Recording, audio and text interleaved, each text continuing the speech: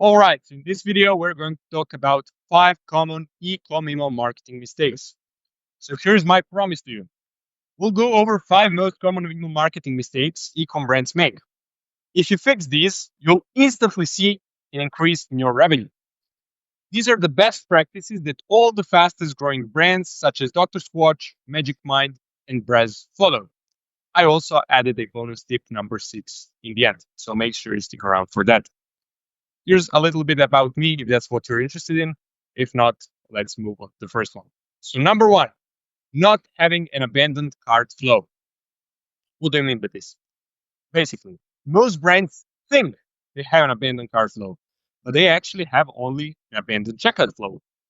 That's because Klaviyo actually didn't have abandoned cart tracking installed until recently. You actually had to install it yourself. So here's the difference. Here's what abandoned checkout looks like. You add a product to your cart, you click proceed to checkout. Here's the checkout page. You don't enter your credit card information, you leave this page. That's abandoned checkout. On the other hand, abandoned cart, this is what it looks like. You click add to cart, your product is added to cart. You don't click anything else, you leave the website. That's what abandoned cart looks like. So if you don't have an abandoned cart flow, all of these people are not getting emailed with a reminder to complete their checkout. Only these people are. So you're missing out on millions of dollars. So how to fix this? First of all, Klaviyo recently added the added to carts metric for Shopify. So all you need to do is clone your abandoned checkout flow, change the trigger from abandoned checkout to abandoned cart, change the dynamic content in the emails. That's it. Now you have an abandoned cart flow, and it's going to make you shitloads of money. Problem number 2, or the mistake number 2, not sending frequently enough. So imagine these two scenarios. We have ecom brand A and ecom brand B. Now, ecom brand A sends emails 4 to 5 times a month. They send mostly promotional campaigns. They don't plan ahead. They just go with the flow and try to extract as much money as possible from their list. On the other hand, we have ecom brand B. They send 4 to 5 times a week. They have a content calendar, which lets them plan a month ahead. They don't send only promotional campaigns. They send a mix of promotional and educational / engaging campaigns. They provide value to their list and promote their products at the same time. So which brand is going to do better? Let's use our logic here.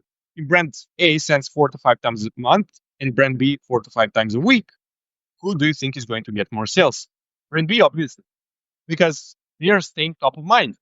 They are being exposed more times to the customer. It's also a little counterintuitive for the brand A is asking more from their list than brand B, even though brand B is sending more emails. But that's because even though brand B is sending more emails, they're not only taking from their list, they're also giving by providing value in their emails. They're teaching people something, making them laugh, or simply sending something interesting to read. So how to fix this? 2 steps. Step 1, make a content calendar at the end of every month for the next month and plan ahead the next month. Plot in all the sales, restock, product launches, etc. Basically, all the more important stuff. Then fill in the gaps with educational, valuable campaigns, plus some campaigns that are subtly selling. You should have 3 to 4 emails a week. Basically, you're sending every other day. Step number 2, follow the content calendar. Send 3 to 4 times a week religiously. Don't neglect this, okay?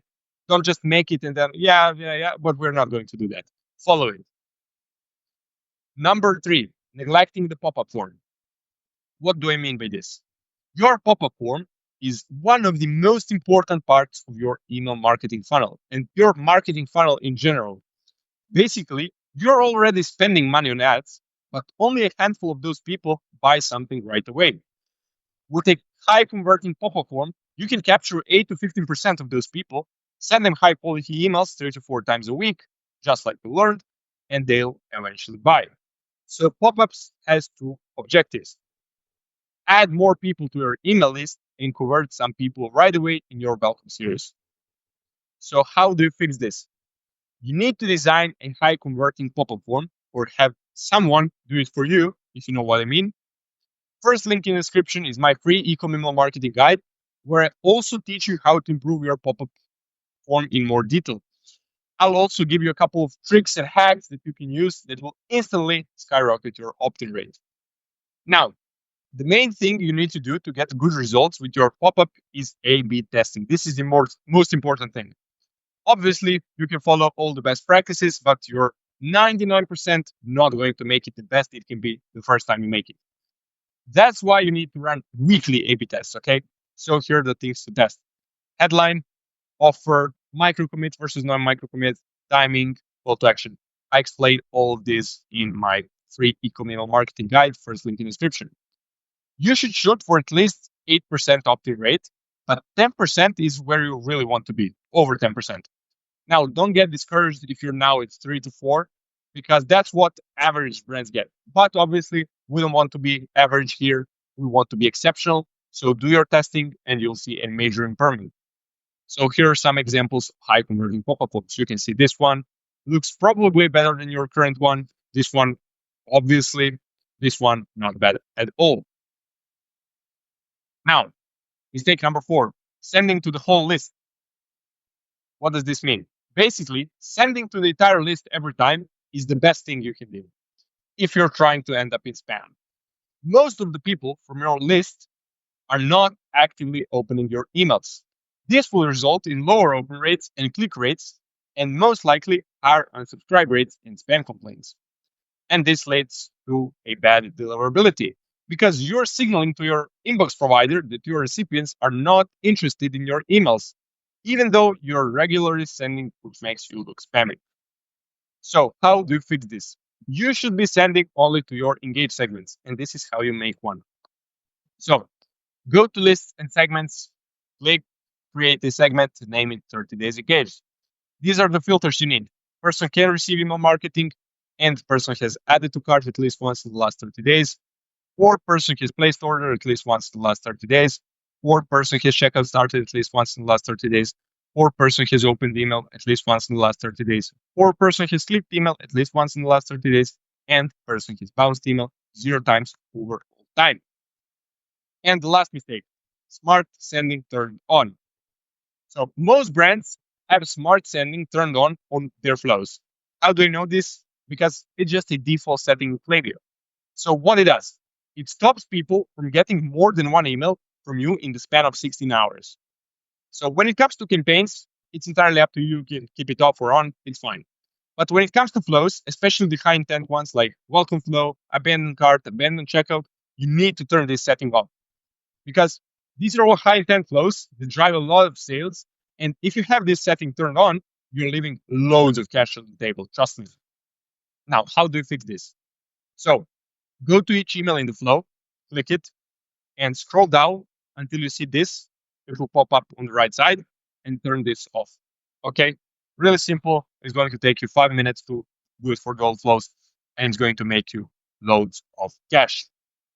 Bonus. Mistake number 6, doing all of this by yourself.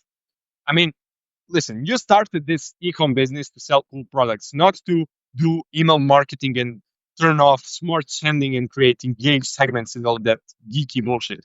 That's what we do. So, how do you fix this problem? You click the first link in the description. You can claim your email marketing guide completely for free.